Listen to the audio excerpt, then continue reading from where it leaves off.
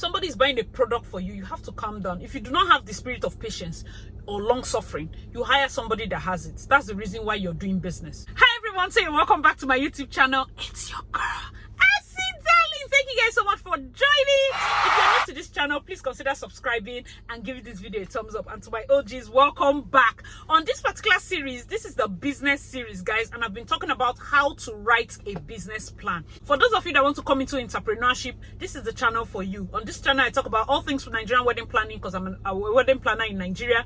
I talk about business because I run other businesses, and I also do lifestyle vlogs. If that's the kind of content you're interested in, please consider subscribing and joining the Darlynss. On this video, I'm going to be talking about the fourth point, which is very important. The previous two videos, I talked about one, the executive summary and the product and service. That was one video. The second video, I was talking about your market, your audience, like who you're selling to, who are the people you're giving, you're targeting for this, your product. So this particular video, I'm going to be talking about the marketing, the sales. Yes, you know your market, you know your audience. Yes, you know everything you want to do. Okay, how do you go about it? This particular video is going to teach you that. So if that's the kind of content you're interested in, please keep on watching. My name is Asitonka Agri Abba, and channel is called Asi Darlynn because I'm such a darling.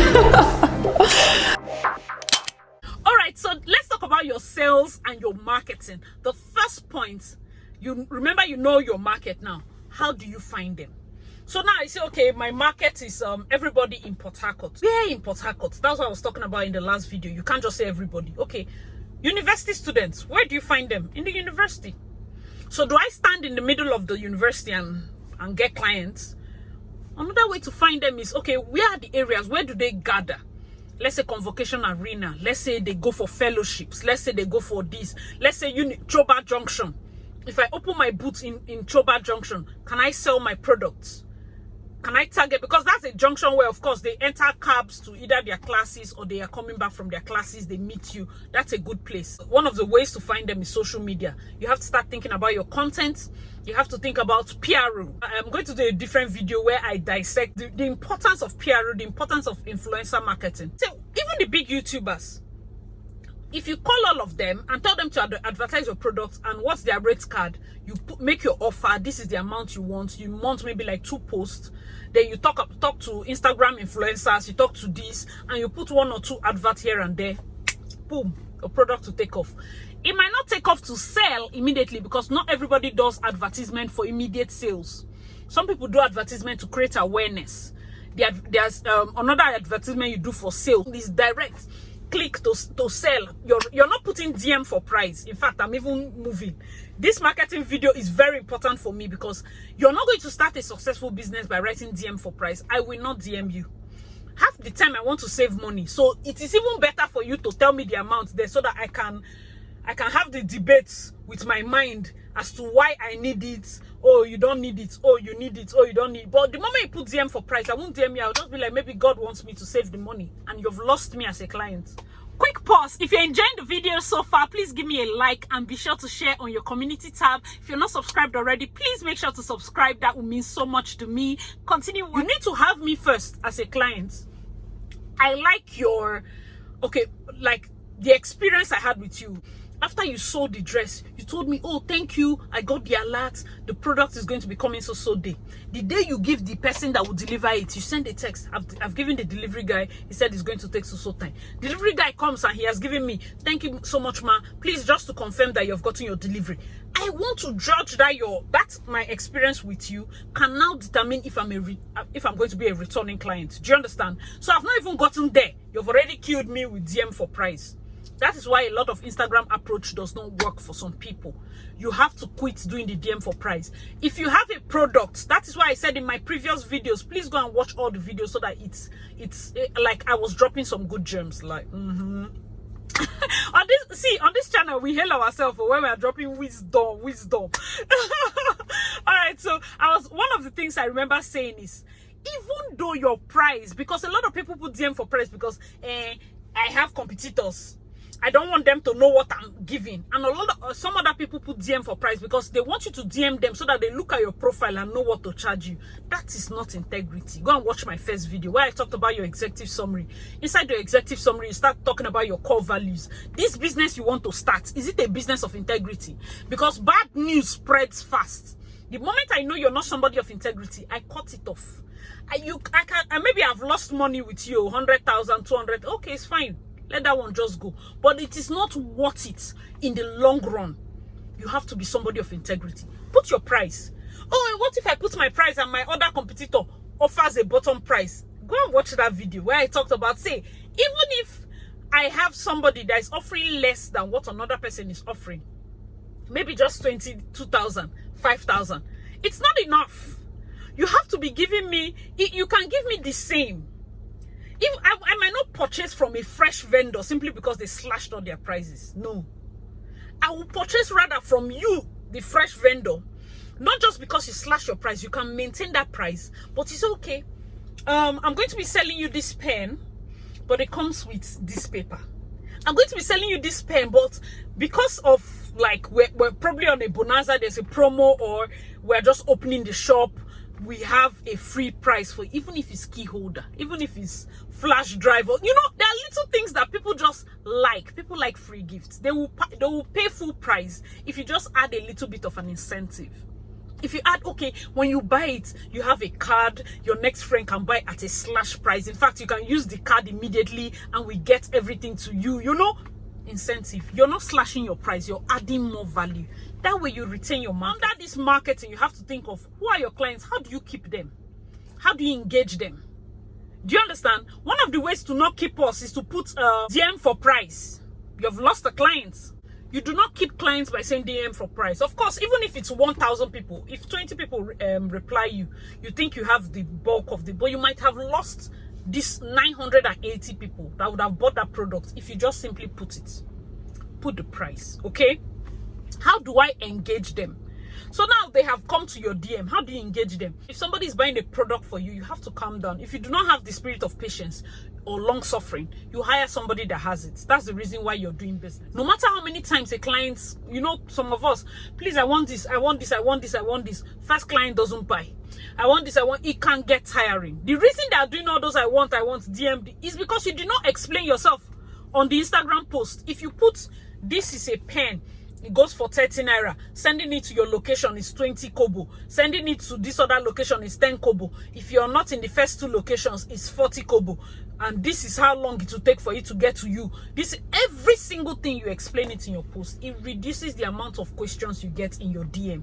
It reduces the amount of pepper body you feel as a business owner by people going back and forth and not buying.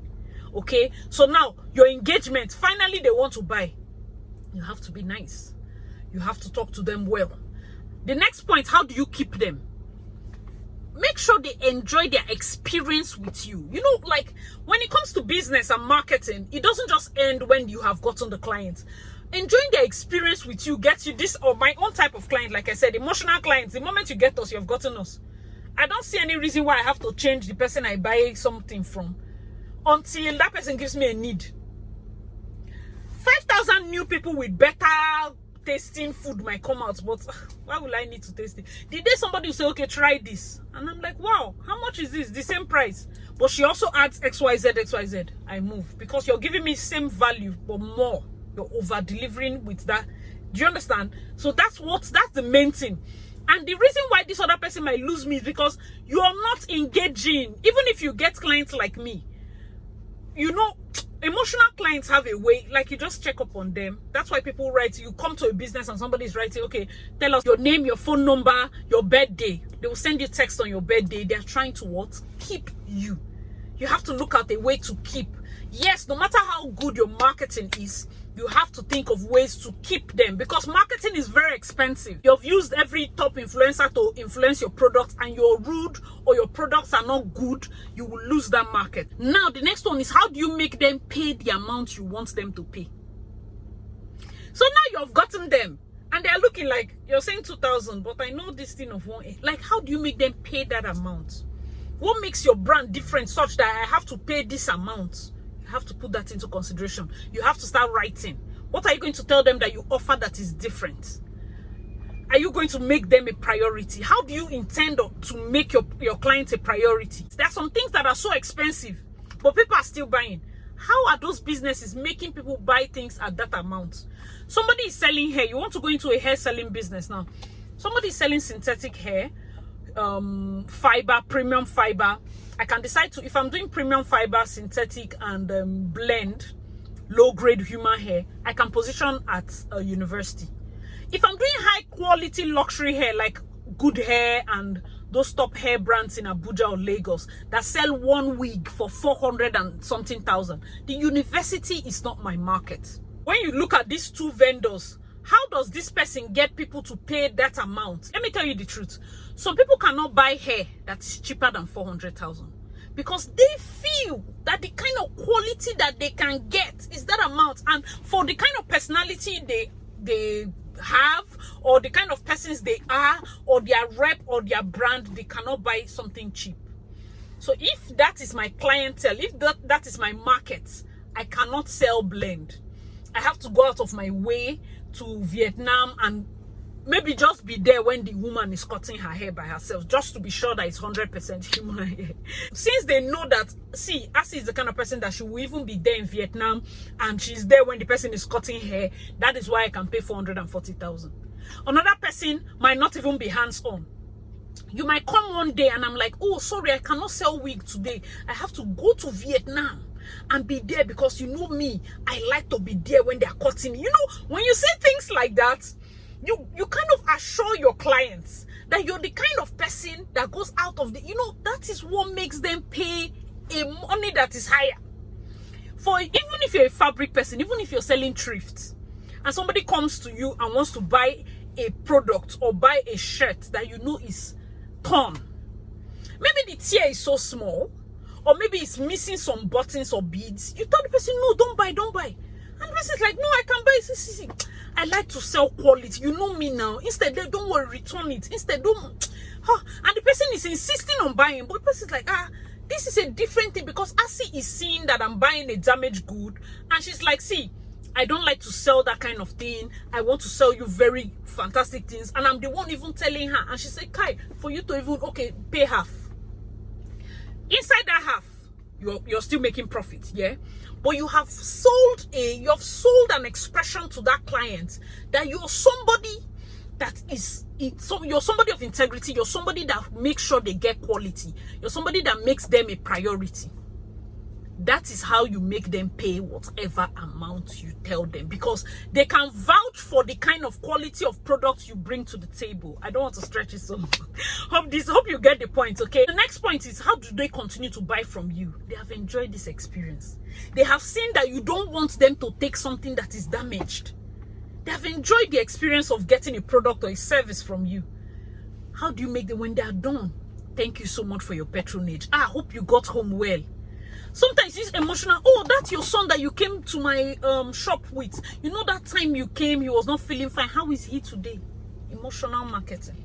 Emotional marketing goes a long way. Some people be like, oh no, draw the line. Hello. If you ask me about my son 3 weeks after I left your shop, I'm coming to buy something from you. There are certain ways that you get to the parents. It's through the kids. The last point you need to know from this marketing is you have to start thinking of how you're going to deal with complaints. So you're sending products that probably they are not pleased with, or you send a product and after all this, you're packaging, sending people with suits to deliver, writing thank you notes and everything, and they're not pleased with the product. You have to start thinking of how are you going to handle refunds? How are you going to handle returns? So if you're going to be doing a product, are you going to say no refund after 24 hours or after 48 hours? Are you going to say exchange only? Are you going to say no refund, no exchange? Are you going to say, oh, sorry about that, please bring it back, and when you refund, you put a little gift? You have to, before your business kicks off, you have to have put in place how you're going to handle complaints, even when they come. No matter how perfect our business plan is going to be, people are going to complain. So you have to put in place, how am I going to handle complaints? So if you're selling food, you have cooked this food from your heart, you send it and the person says your okra soup is trash. How are you going to handle complaints? If you're a vendor, you know, something like food is not something they return. How are you going to handle it? Are you going to say, oh, I'm so sorry about that? When next you're buying from me, I will definitely give you 1 extra plate. I didn't say, it's like saying 50% free. But I'm saying one extra plate free. Like, I'm giving you one plate free. It's different from saying you pay half. Do you understand? It's psychology. Like, I'm going to buy one, get one free. If you check products where they say buy one, get one free, and they check products where they say 50% off, look at the place that people are buying more. People do not mind spending that money as long as they get. It's still the same thing, no? But the moment they say buy one, get one free, it goes like, that was my budget all in anyway. I buy it. Oh, 50% off. Oh, really? It means I'm saving it. So for people that like to spend, they are going for buy one, get one free. People that like to save are going for 50% off. That way they do not spend the full budget that they brought to the market. But that's just a side. The next point I'm going to is point number 5, which is finance, and it will be in another video. Thank you guys so much for watching. Hope you enjoyed it till this point. Click the like button, make sure to subscribe, and let me know in the comment section below what part of this video you enjoy and what parts you want me to expatiate on. What business issues are you having when it comes to your marketing and relating with clients? Let me know in the comment section below. If you have not watched the previous videos, it will be linked in the description box, and I will see you in my next video. Bye.